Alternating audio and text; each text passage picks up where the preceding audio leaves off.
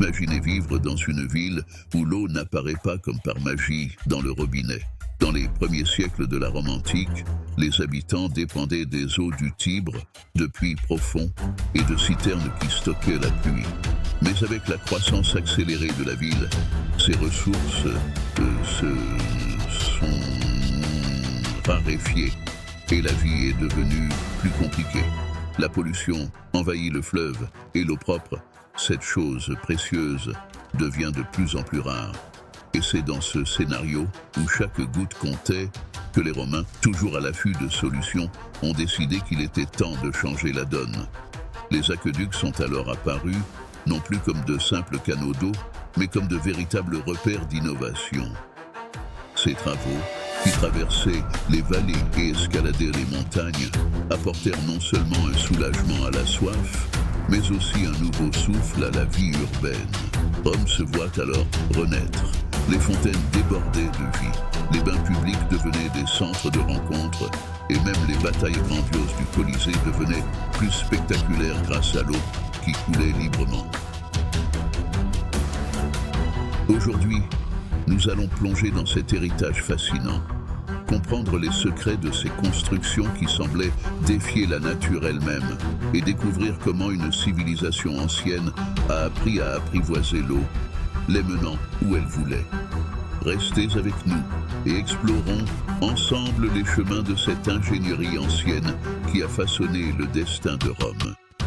Mais avant de continuer, vérifiez si vous êtes déjà abonné, car sur cette chaîne, je vais proposer une série de vidéos comme celle-ci qui vous aideront à découvrir, étudier et explorer l'Empire romain.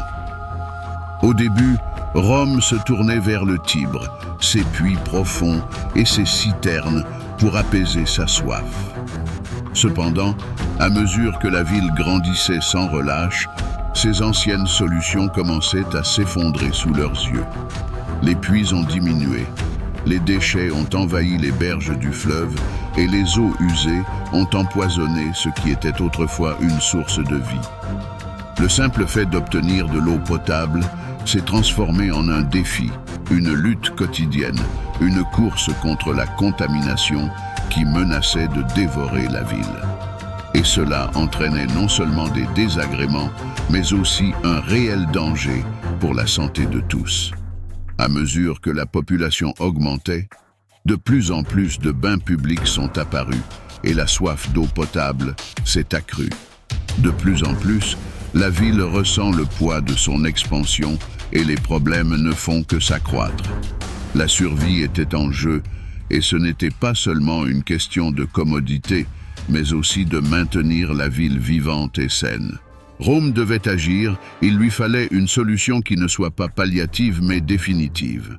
Connue pour sa capacité à faire face et à surmonter les défis, la Roma savait qu'elle devait penser au-delà.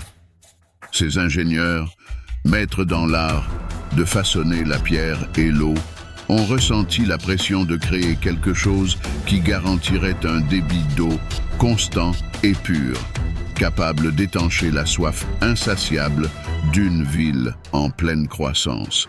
Ce n'était pas seulement une question d'ingéniosité, mais une question de survie, et Rome ne se contenterait de rien de moins que la perfection. Lorsque le problème de l'eau menaçait de devenir une tragédie, les Romains savaient qu'ils devaient agir avec intelligence et audace. Ils ont regardé au-delà de leurs frontières, observant de près comment d'autres peuples étaient confrontés au même combat.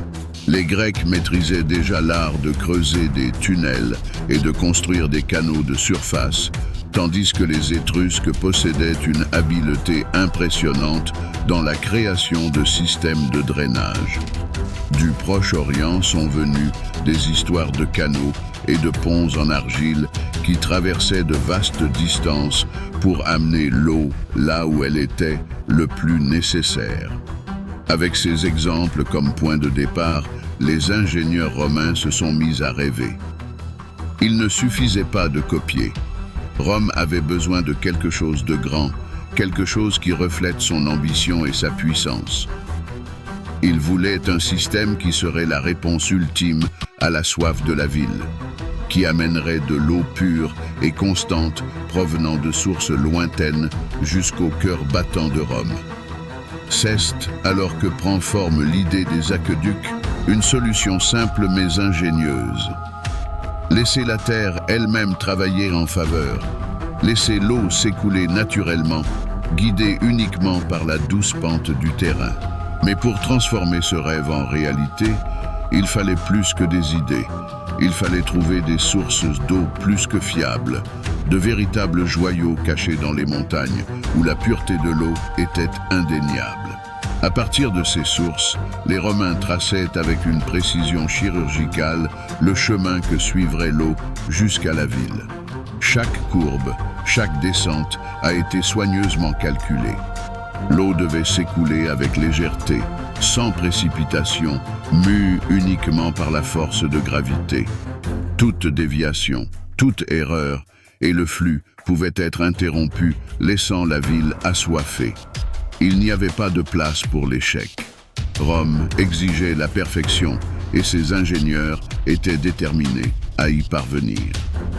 Après avoir compris les besoins et analysé les possibilités, les Romains ont décidé qu'il était temps de mettre leurs idées en pratique.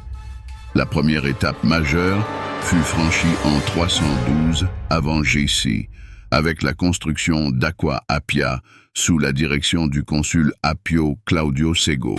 Cet aqueduc était une solution innovante pour l'époque, amenant l'eau d'une source située à environ 16 km jusqu'à Rome.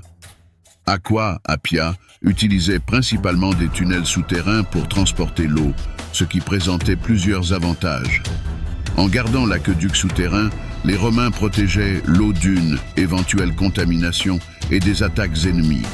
Cette structure souterraine était non seulement plus sûre, mais permettait également de préserver l'intégrité du système en cas de conflit. Même si l'Aqua Appia n'alimentait initialement qu'une petite partie de la ville, elle démontra l'efficacité et le potentiel des techniques romaines. Ce premier aqueduc était une preuve de concept, démontrant qu'investir dans les systèmes d'approvisionnement en eau pouvait apporter d'énormes avantages à la croissance et à la qualité de vie à Rome.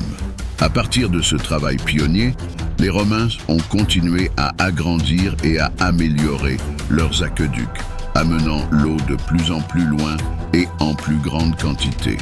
Avec le succès initial d'Aqua Appia, les Romains ont réalisé que les aqueducs étaient la solution à leurs problèmes d'approvisionnement en eau et ont commencé à construire davantage de structures de ce type. Environ 170 ans plus tard, en 144 avant J.C., fut inaugurée Aqua Marcia, une œuvre qui représenta une étape importante dans l'ingénierie romaine. Cet aqueduc était non seulement plus long, s'étendant sur plus de 90 km, mais il introduisait également de nouvelles avancées techniques, comme la construction de longs tronçons élevés sur des arcs. Les arcs Aqua Marcia étaient une innovation significative. Ils ont permis à l'eau de circuler sur des terrains variés et d'atteindre les zones les plus élevées de la ville où d'autres structures ne pouvaient pas atteindre. Ces arcs monumentaux n'étaient pas seulement fonctionnels, mais devenaient également des symboles emblématiques de la puissance et de l'ingénierie romaine utilisées dans les constructions futures à Rome et ailleurs dans l'Empire. En plus des arches, l'Aqua Marcia avait une capacité de transport d'eau bien plus grande que l'Aqua Appia. Cela signifiait qu'une quantité d'eau beaucoup plus importante pouvait être fournie quotidiennement, bénéficiant à un plus grand nombre d'habitants et permettant la construction d'un plus grand nombre de bains publics et de fontaines. Le succès d'Aqua Marcia a réaffirmé l'importance des aqueducs pour Rome et a conduit au développement de davantage de systèmes d'approvisionnement dans toute la ville et les provinces romaines. C'est également à l'époque de l'expansion des aqueducs qu'apparut Aqua Virgo, construit en 19 avant J.C. sous le gouvernement d'Auguste, premier empereur de Rome. Cet aqueduc était célèbre pour sa capacité à alimenter en eau les thermes et les fontaines de la ville, dont les célèbres thermes d'Agrippa. Aqua Virgo a démontré comment les aqueducs répondaient non seulement aux besoins fondamentaux de Rome, mais contribuaient également au luxe et aux loisirs de la vie urbaine, permettant des événements grandioses tels que les naumachis du Colisée, où l'arène était inondée pour simuler des batailles navales. La construction d'un aqueduc romain a commencé par une planification détaillée. Les ingénieurs devaient d'abord identifier une source d'eau propre et fiable, généralement située dans les zones montagneuses. Ensuite, ils ont conçu un itinéraire qui amènerait l'eau jusqu'à la ville, en surmontant les obstacles naturels tels que les collines, les vallées et les rivières. Pour ce faire, ils ont utilisé des techniques d'ingénierie avancées, telles que la construction de ponts en arc, de tunnels souterrains et de siphons inversés, qui permettaient de transporter l'eau sur de grandes distances et sur des terrains difficiles. Un aspect fondamental dans la construction des aqueducs était la pente constante du canal. L'eau devait s'écouler naturellement, déplacée uniquement par la force de gravité. Maintenir cette pente adéquate était un défi technique, car toute erreur pouvait compromettre l'écoulement de l'eau, provoquant une stagnation ou l'empêchant d'atteindre sa destination. Par conséquent, les ingénieurs romains avaient besoin d'une précision quasi parfaite lors de la conception et de la construction de ces structures. Sur la majeure partie de leur parcours, des aqueducs ont été construits sous terre, ce qui a permis de réduire les coûts et de les protéger des dommages et du sabotage. Cependant, à certains endroits, il fut nécessaire de construire des structures plus visibles et monumentales, comme les célèbres arcs, pour traverser des vallées ou des rivières. Ces ouvrages d'ingénierie remplissaient non seulement une fonction pratique, mais impressionnaient également par leur grandeur, démontrant la puissance et la capacité technique des Romains. À mesure que le réseau d'aqueducs se développait, les Romains développèrent des systèmes sophistiqués pour garantir une distribution efficace de l'eau dans les villes. L'un des éléments clés de ce système était le castella, ou tour de distribution, qui régulait le débit de l'eau. L'eau atteignait ces tours et, de là, était distribuée par des canaux plus petits vers différentes parties de la ville, alimentant à la fois les fontaines publiques et les thermes, et, dans certains cas, même les maisons des personnes les plus riches. Ces habitants payaient une redevance pour avoir l'eau courante chez eux, ce qui leur facilitait la vie et témoignait d'un certain niveau de confort et de statut social. En plus du castella, les Romains utilisaient également des bassins de décantation, qui étaient des structures où l'eau s'écoulait lentement, permettant aux sédiments et aux débris de se déposer au fond. Ces réservoirs permettaient de garantir que l'eau distribuée était propre à la consommation. Situés à des points stratégiques, souvent dans des zones élevées, ces réservoirs utilisaient la gravité pour séparer les impuretés, garantissant ainsi un approvisionnement en eau relativement pur. Ces solutions techniques démontraient non seulement la compétence des ingénieurs romains, mais également l'attention portée aux détails pour garantir un fonctionnement efficace et fiable du système d'aqueduc. Même avec la technologie de l'époque, les Romains ont réussi à créer un système d'approvisionnement en eau qui, à bien des égards, dépassait les normes de certaines villes modernes. L'entretien des aqueducs était essentiel pour garantir à Rome un approvisionnement constant et sûr en eau. À cette fin, Rome créa le poste de conservateur de l'aquarum, le superviseur des eaux, responsable de l'ensemble du réseau d'aqueducs. Ces surveillants surveillaient l'intégrité des structures et la qualité de l'eau, en plus de coordonner les actions nécessaires à l'entretien et aux réparations. L'un de ses principaux défis consistait à lutter contre la fraude et le détournement d'eau, devenu courant en raison de la taille et de la complexité du système. Les fraudes impliquaient souvent des propriétaires fonciers et même des employés de l'aqueduc qui, en quête de profit, effectuait des branchements clandestins pour détourner l'eau avant qu'elle n'atteigne sa destination officielle.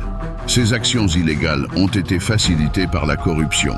Les fonctionnaires chargés de maintenir et de surveiller le système acceptaient souvent des pots de vin en échange de l'autorisation ou de l'ignorance de ces écarts.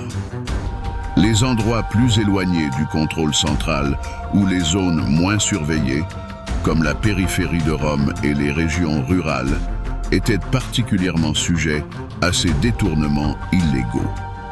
Une fois découverts, les fonctionnaires corrompus et les propriétaires qui bénéficiaient de relations clandestines ont été confrontés à de graves conséquences.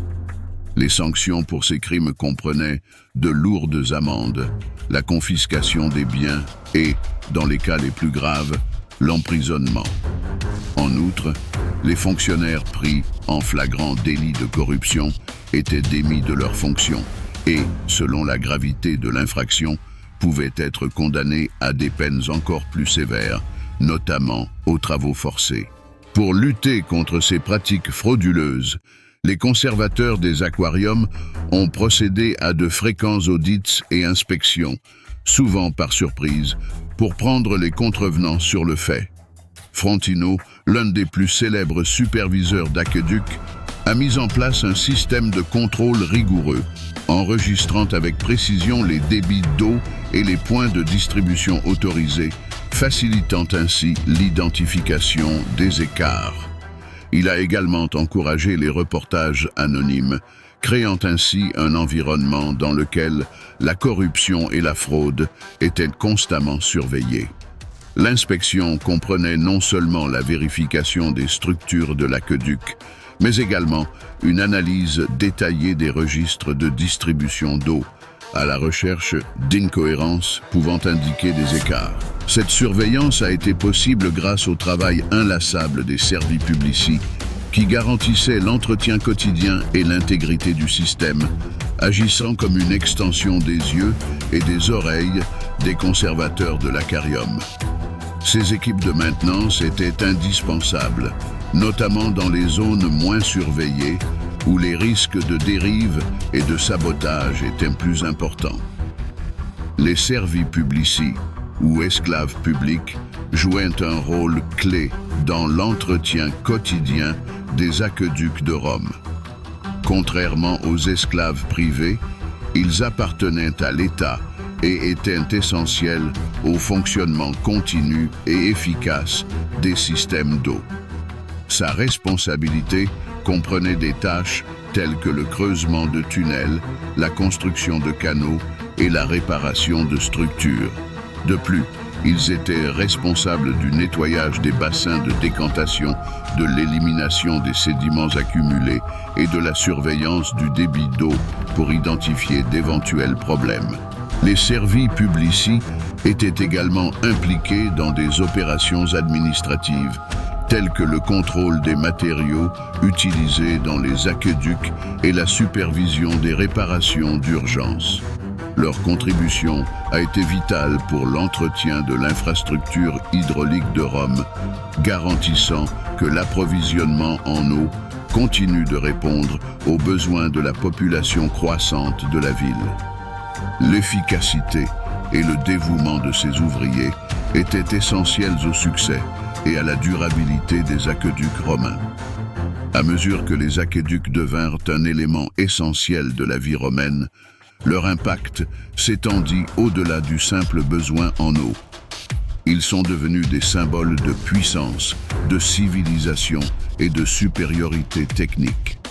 Les Romains étaient si fiers de leur réalisation technique qu'ils décidèrent d'immortaliser les aqueducs sur leurs pièces de monnaie. Ces pièces de monnaie représentaient non seulement la domination romaine sur la nature, mais aussi la capacité de créer une infrastructure qui surpassait de loin les réalisations d'autres civilisations anciennes. Frontin, l'un des superviseurs d'aqueducs les plus respectés de Rome, comparait souvent les ouvrages romains aux pyramides d'Égypte. Dans ses écrits, il soulignait que même si les pyramides étaient des structures impressionnantes, elles n'étaient, du point de vue romain, que des monuments inutiles. En revanche, les aqueducs de Rome avaient une fonctionnalité pratique, approvisionnant la ville en eau vitale et améliorant directement la qualité de vie de ses citoyens. Cette comparaison renforçait la conviction que les Romains étaient non seulement de grands conquérants, mais aussi des chefs de file dans l'art d'améliorer la vie urbaine. Les aqueducs romains n'étaient pas seulement une solution à un problème d'approvisionnement en eau. Ils sont devenus des symboles de la puissance et de la capacité d'innovation des Romains, laissant un héritage qui perdure encore aujourd'hui. Partant du simple besoin d'apporter de l'eau potable à leur ville, les Romains ont créé l'un des réseaux d'infrastructures les plus impressionnants de l'histoire ancienne. Si un point de cette vidéo vous a rendu curieux d'en savoir plus, n'hésitez pas à laisser vos questions dans les commentaires. Vos commentaires sont essentiels alors que nous continuons à vous proposer un contenu plus fascinant sur la Rome antique et ses innovations qui changent le monde. Et si vous avez aimé cette vidéo, n'oubliez pas de liker, de partager avec vos amis et de vous abonner à la chaîne pour plus de vidéos comme celle-ci. Votre participation nous aide à continuer à explorer et à partager l'incroyable histoire de la Rome antique. Jusqu'à la prochaine fois.